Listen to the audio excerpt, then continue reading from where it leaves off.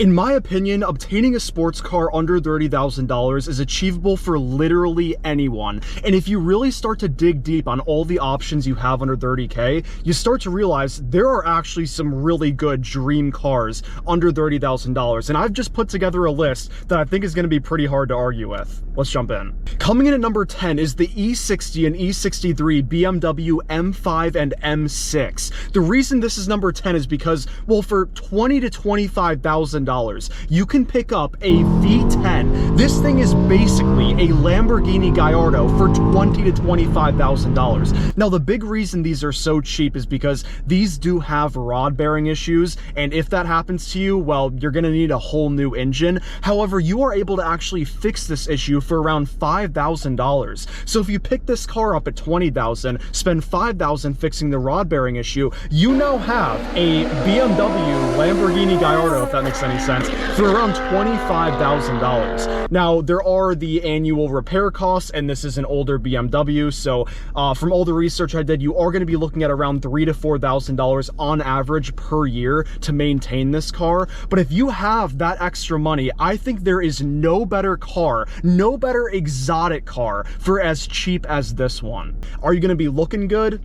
I mean, I don't think these cars look that great, but if you get an M6 and you get a convertible version of one of these, well, I am actually considering buying this car because the sound that this thing makes, and 500 horsepower for $20,000 to $25,000, I want to put it to the test on this channel. As for the reliability of this car, it is one of the worst on this entire list, sitting at around a 50 out of 100 according to multiple sources, so it's a give and a take. Now, coming in at number 9, if you want something a little bit more reliable, and if something were to go wrong, not as expensive to repair, then get yourself a C6 Corvette. This thing has a 6-liter V8 making 400 horsepower, and looks-wise, I do not think there are very many cars under $30,000 that get you something that looks as good as this. This car weighs only 3,180 pounds, which is super lightweight, making that 400 horsepower feel,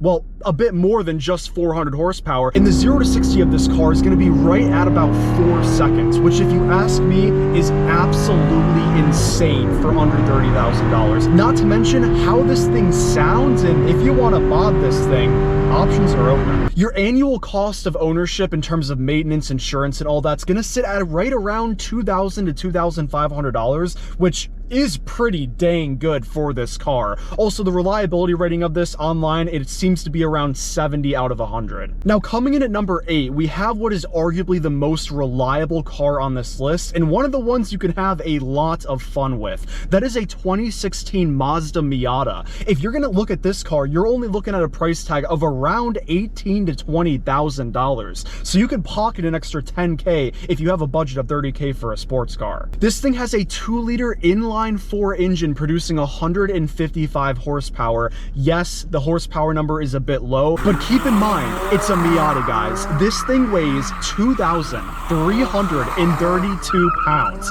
It is basically a go-kart. So that horsepower number seems low, but it's gonna feel a lot faster than you may think in your mind. And when you think of 155 horsepower, what do you think the 0 to 60 time is? Like 7 seconds, 8 seconds?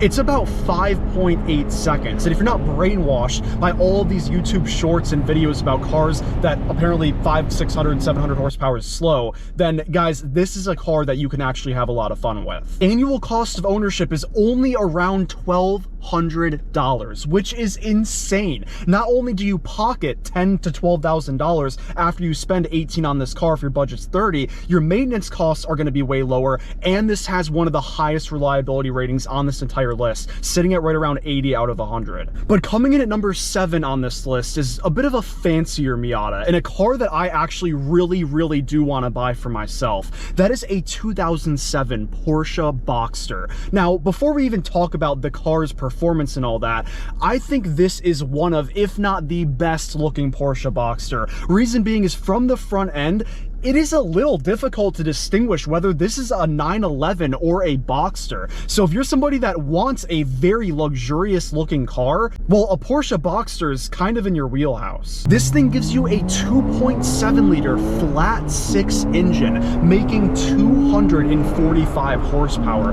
Guys, that is a 90 horsepower increase over the Miata, and you're looking at a price tag of around $20,000 to $30,000. So this may seem like an absolute no-brainer to just go with the Porsche over the Miata. However, again, there's some drawbacks. Well, number one, this thing weighs 2,910 pounds, which is about 600 pounds more than the Miata. So yes, you're gonna have more of a luxurious ride, but you're gonna be sacrificing some of the maneuverability and lightweight of the Miata. And not to mention, guys, well, it's a Porsche. So anything goes wrong with that car, well, this has the second highest annual cost of ownership on this entire list. On the Porsche Boxster, you're looking at an annual cost of ownership of around $2,500 to $3,500 per year, and this is assuming nothing serious goes wrong. I can speak from experience on this generation of Porsche Boxster. I did drive one with around 90,000 miles on it. The owner said it has been incredibly reliable for him, and it felt very, very great to drive.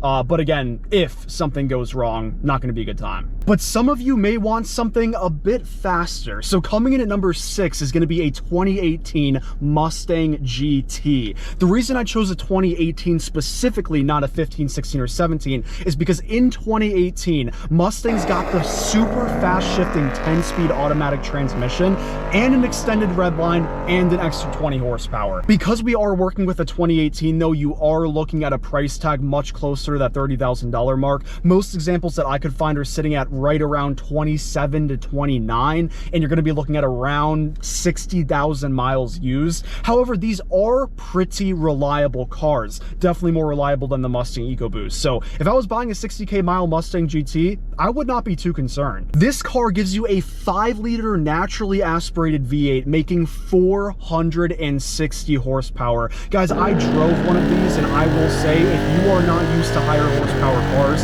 this thing will feel pretty insane to you. In the 2018 Mustang GT, you're looking at a 0 to 60 time in the low 4s and a top speed of 155 miles per hour. Not to mention, this is one of the newer cars on this list, and so if you are somebody that prioritizes reliability, then a 2018 Mustang GT is going to be what you want. As for the annual cost of ownership, insurance is going to be the biggest piece of this. You're likely looking at around $2,000 to $2,500 annually to own this car. But back to something a little bit more special and a bit more risky. Coming in at number 5, we have the Honda S2000. Now, these have appreciated quite a bit over the last few years, and so if you are looking at a Honda S2000 and your budget is under 30k, you are going to be looking at, well, over 100,000 miles for a Honda S2000. However, this is tied for the highest reliability on this list, coming in at around an 80 out of 100, which is really, really good.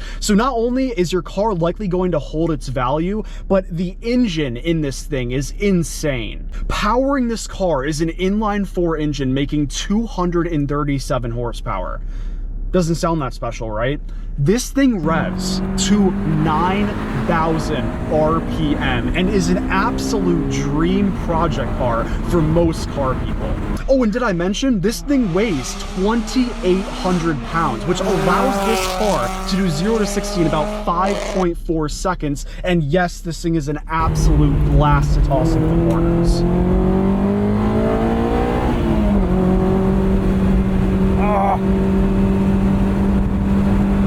It's so good.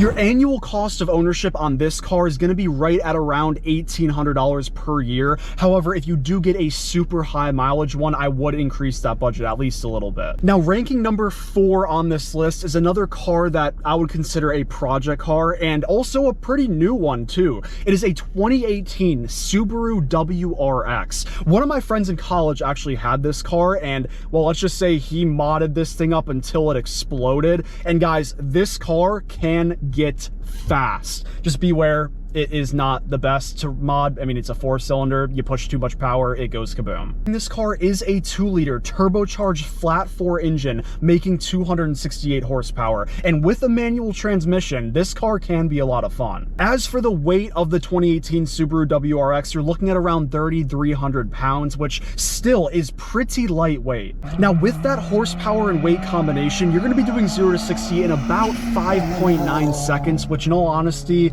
is not that great. I would probably choose like a Boxster or a Miata if I'm going to be going with a bit of a slower car on this list. But still, if you do enjoy modding a car, this is a car that you can mod. Now, coming in at number 3 is the competitor to the Mustang GT, the 2017 Camaro SS. I drove this car and had an absolute blast. This thing accelerates nicely, it looks really, really good, and guys, it does feel sportier than the Mustang GT for sure. Only problem is visibility in this car is absolutely atrocious. Trust me, everyone's saying that is 100% correct.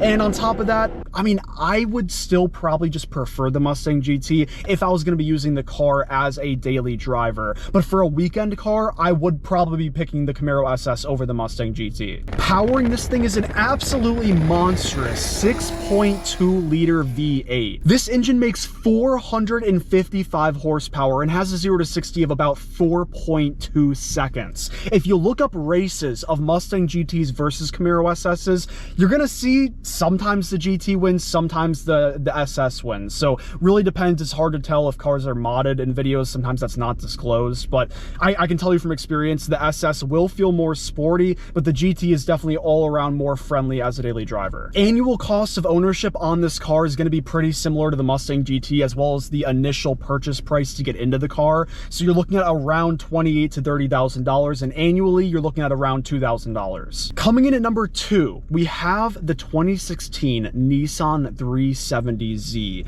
a very, very nice looking, good sounding, fairly reliable sports car that you can own for right around $20,000 to $30,000. Powering this car is a 3.7-liter V6 making 332 horsepower.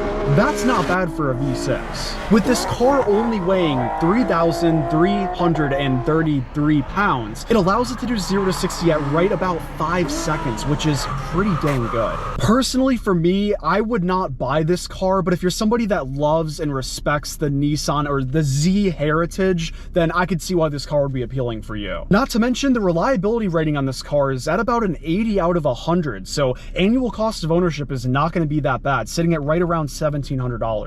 And coming in at number 1, not that this list was necessarily in order of what I think is the best. I'll leave it up to you to decide what you think is the best, but I would argue this is definitely on my top 3. First of all, Porsche Boxster is definitely on my top 3, and this one is also definitely on my top 3, which is the C5 Corvette Z06. For between $20,000 to $30,000, you get a phenomenal looking car in my opinion, and a 5.7-liter V8 making 405 horsepower. Guys, we're talking about the early 2000s here. 405 horsepower. The car looks this good, the car sounds this good, and the car is that fast. And not only 405 horsepower, but a car that weighs right at 3,100 pounds.